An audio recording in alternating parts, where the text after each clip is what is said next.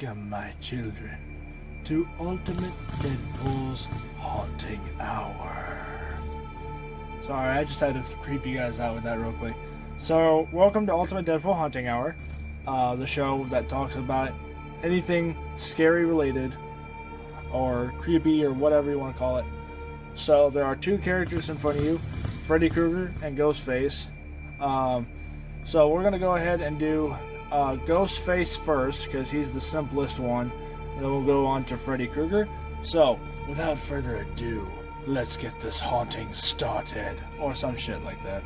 Let's go ahead and get on to the first character. Alright, so here we got Ghostface. Now, Ghostface is one of those lesser known villains, because he's played, or the Ghostface character is so many different people throughout the Scream movies and the Scream series, which I still have not seen. So this character is, it's weird. So there are several things on this thing that I did not know were actually in the movie. For instance, these little banner things on his arms. I didn't actually know that those were in the film until I got this thing, and then I rewatched Scream, and I'm like, oh my god, it's right in front of my face. Same thing with the Ghostface mask. It's got a black hood already around it.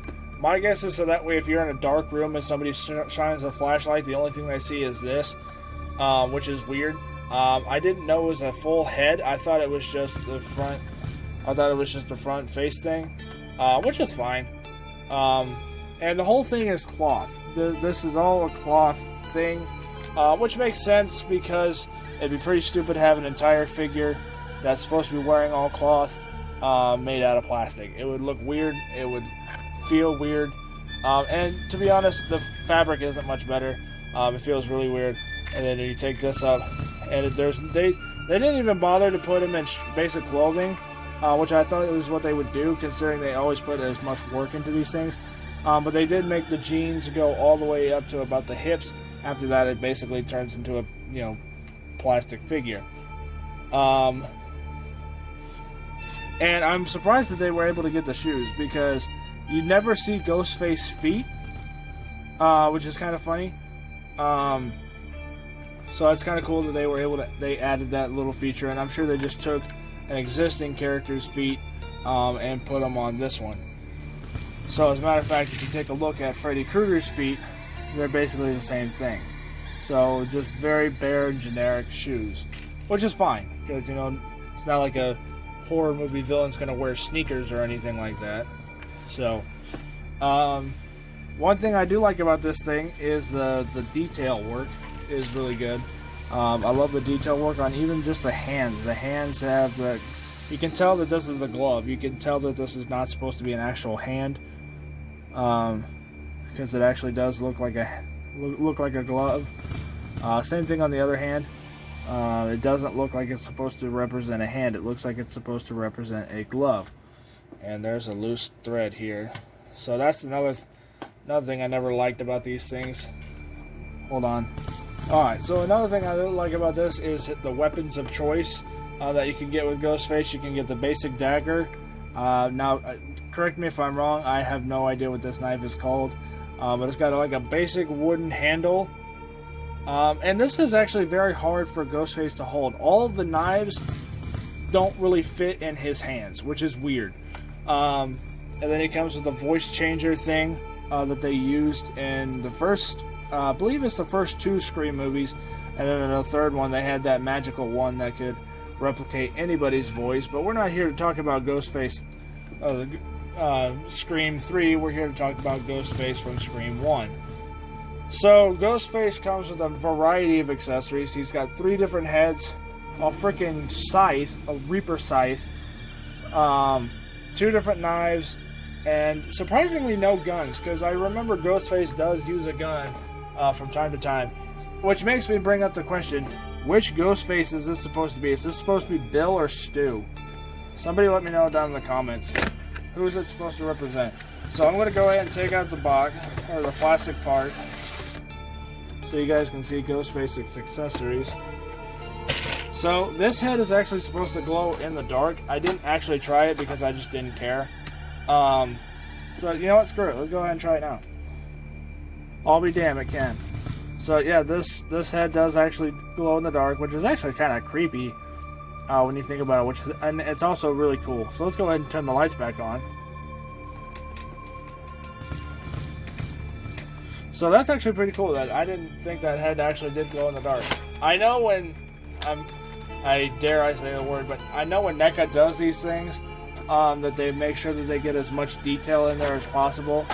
One thing I do like, and I commend them for it, is this head up here. Now this one is supposed to be a weathered, old-looking ghost face mask.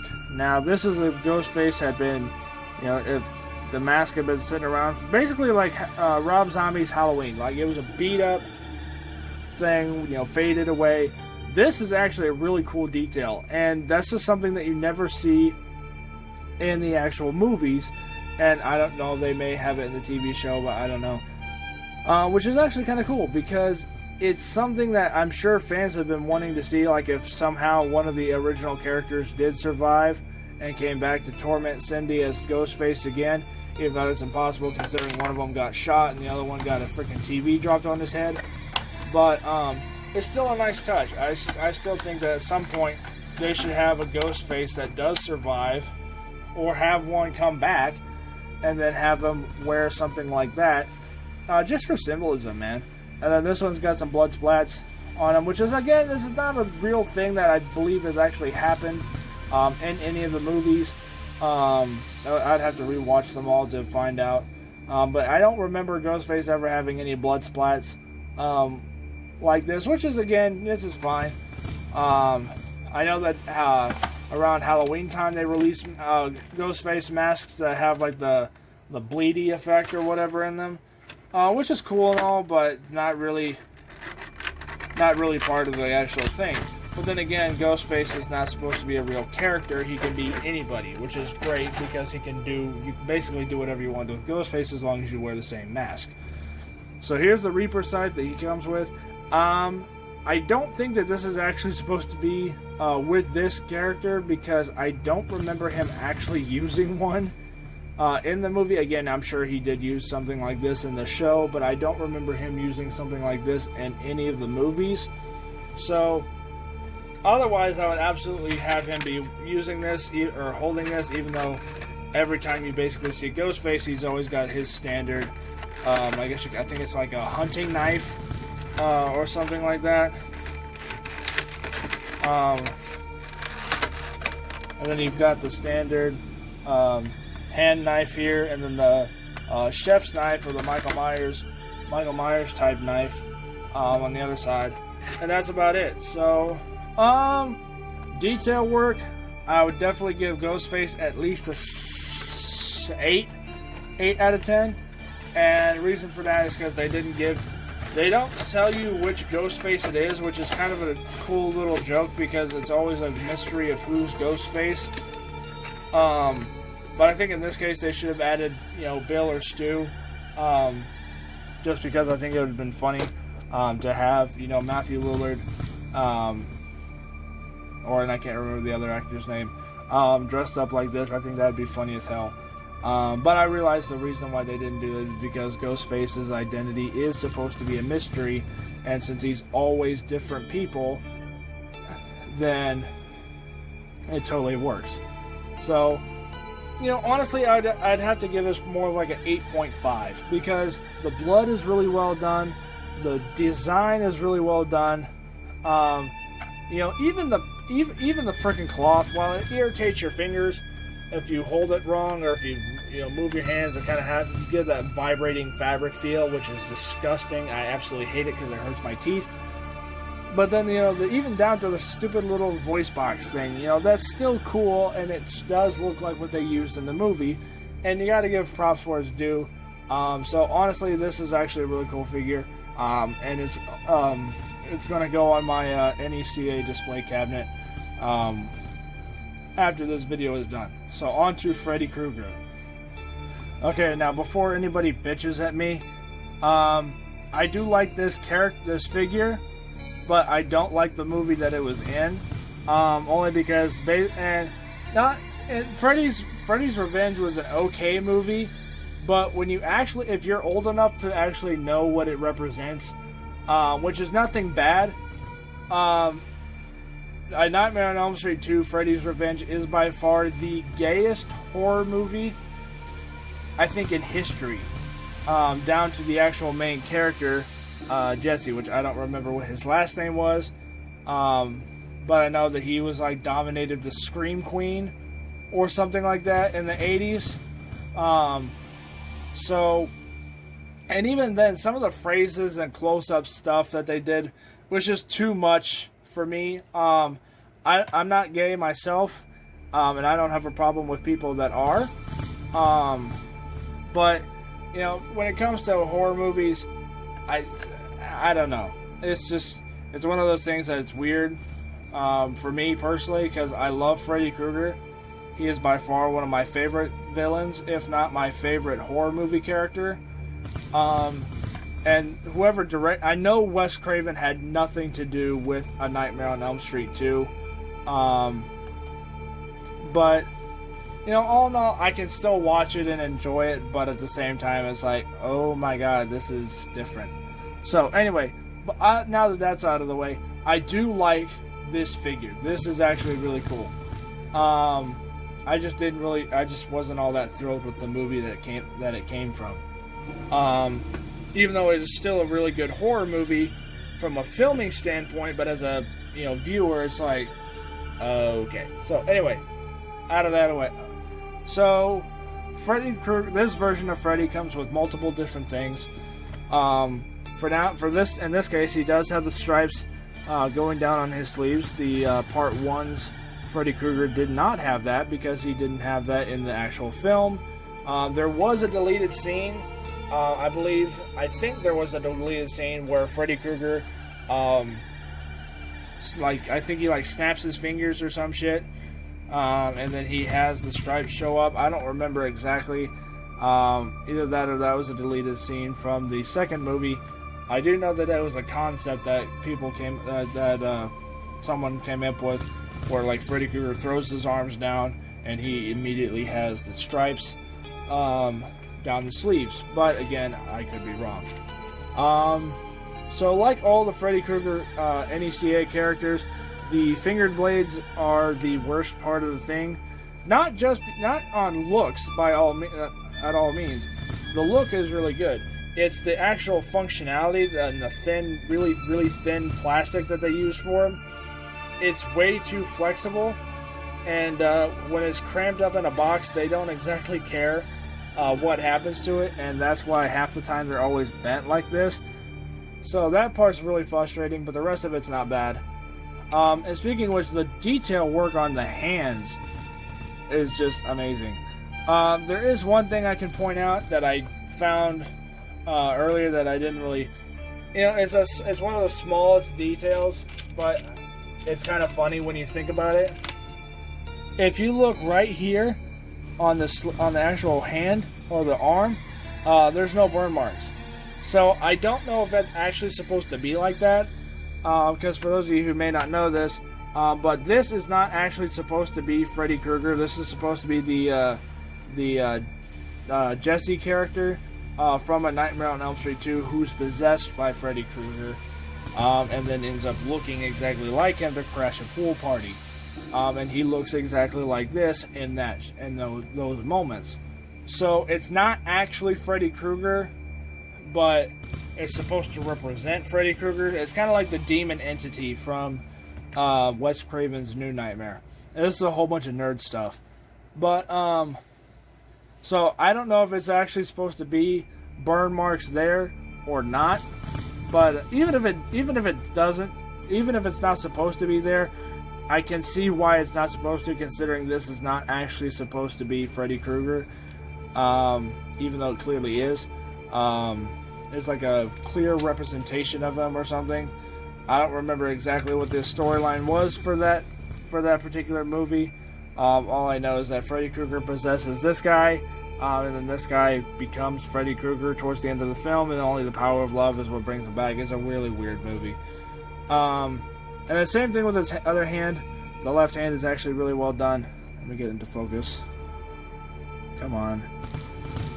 So again, really nice detail work. I actually didn't notice the fingernails until just now. That's actually some really good work. And then the bottom of the hand is all cut up and everything. I really like that. So that's a nice detail touch. The face is pretty weird. I'm not gonna lie.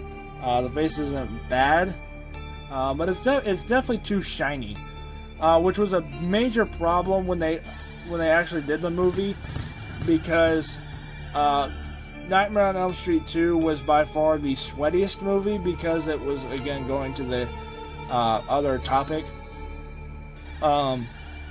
other type of topics. Not intentionally, I don't believe, but for some reason Freddy Krueger was just way too shiny. So it's kind of funny that it transfers over into the figure, but again, it does make sense, considering that, that is the whole idea of A Nightmare on Elm Street Part 2. He does have his classic fedora, which is great. So onto his accessories.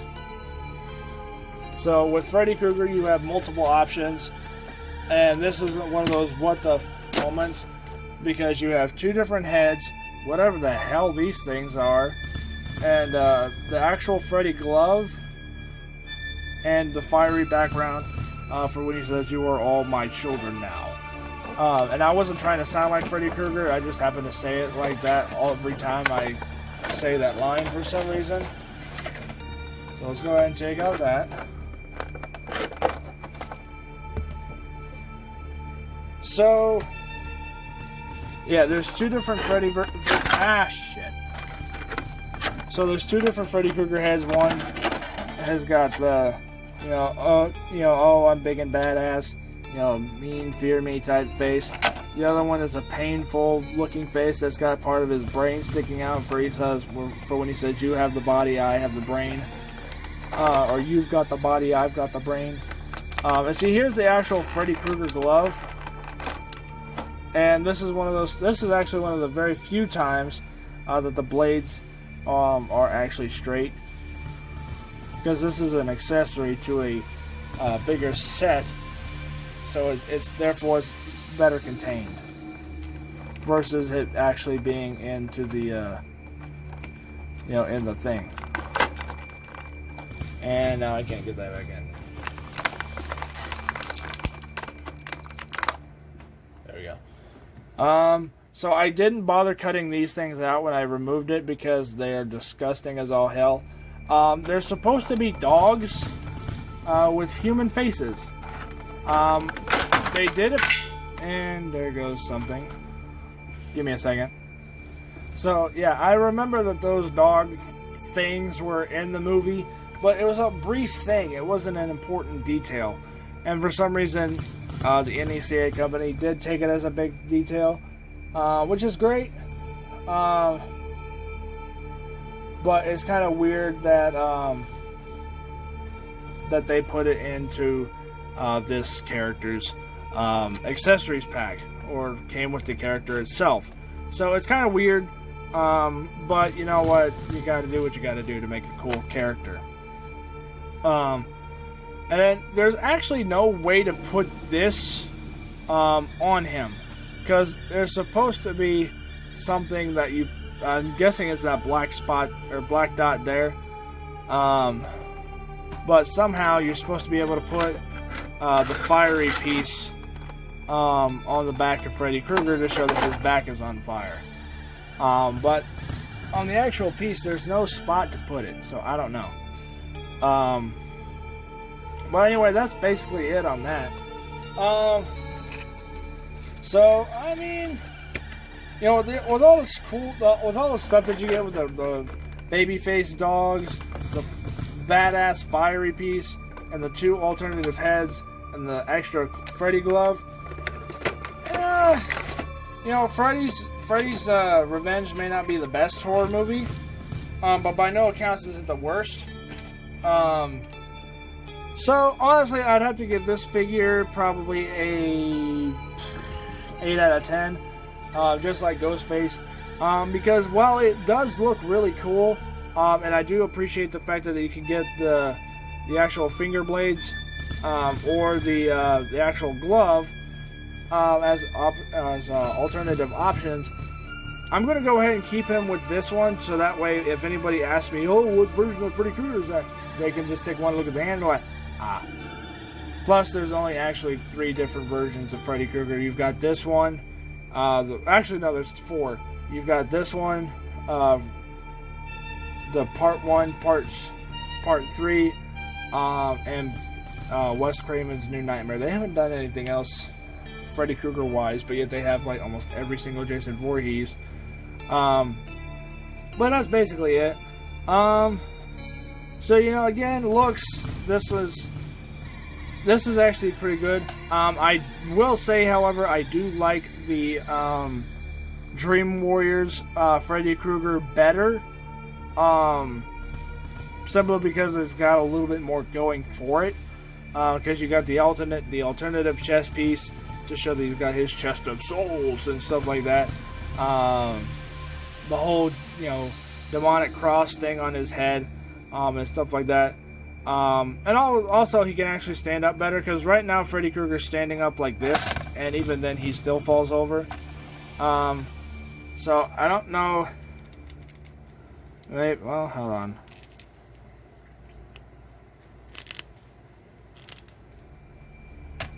Alright, standing up a little bit better. But, as far as detail goes, this is not bad. I really do like the folds in the shirt. It's a really nice touch. But again, I do prefer the Dream Warriors version of Freddy Krueger prior to this one, simply because I did like Dream Warriors better than Freddy's Revenge. But honestly, it's not a bad figure. So that's basically it. So let's go ahead and get both of these characters together. So at some point, before anybody asks, yes, I'm going to do a stop motion off of these two characters. Now, it's not going to be this version of Freddy Krueger per se. This version of Freddy Krueger might appear simply because it's going to be easier to work with.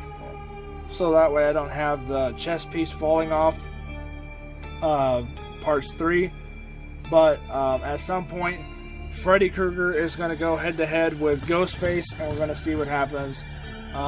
Same thing with, Michael Myers and Jason Voorhees and everything. So, let's see what else. On the regular figure review stuff, I have another Predator that I'm going to do. I've gotten a lot of people saying that they want me to do the Terminator versus Predator, which is actually kind of cool because it's actually an inside joke at the same time, because Predator was, or Arnold Schwarzenegger was the Terminator, and he was in Predator, which is actually the main reason why people want me to do it. So at some point I will do a Terminator versus Predators. That's Predators, not Predator. So there's going to be multiple Predators that Terminator's going to go up against. The only hard part is going to be when he gets to his endoskeleton stuff. That's going to be a bitch. But aside from everything, that's about it. So thank you guys so much for watching. I realize that this show is terribly named because it's not actually Haunting Hour. But it just sounded cool when I came up with the idea. And a lot of you guys seem to enjoy it. So thank you guys so much for watching. I hope you guys enjoyed. And I will see you guys all next time on Ultimate Deadpool Extras, Ultimate Deadpool Haunting Hour, and everything else that I'm in, or that I appear in. So thank you guys so much. You guys are awesome. I'll catch you guys later. Bye.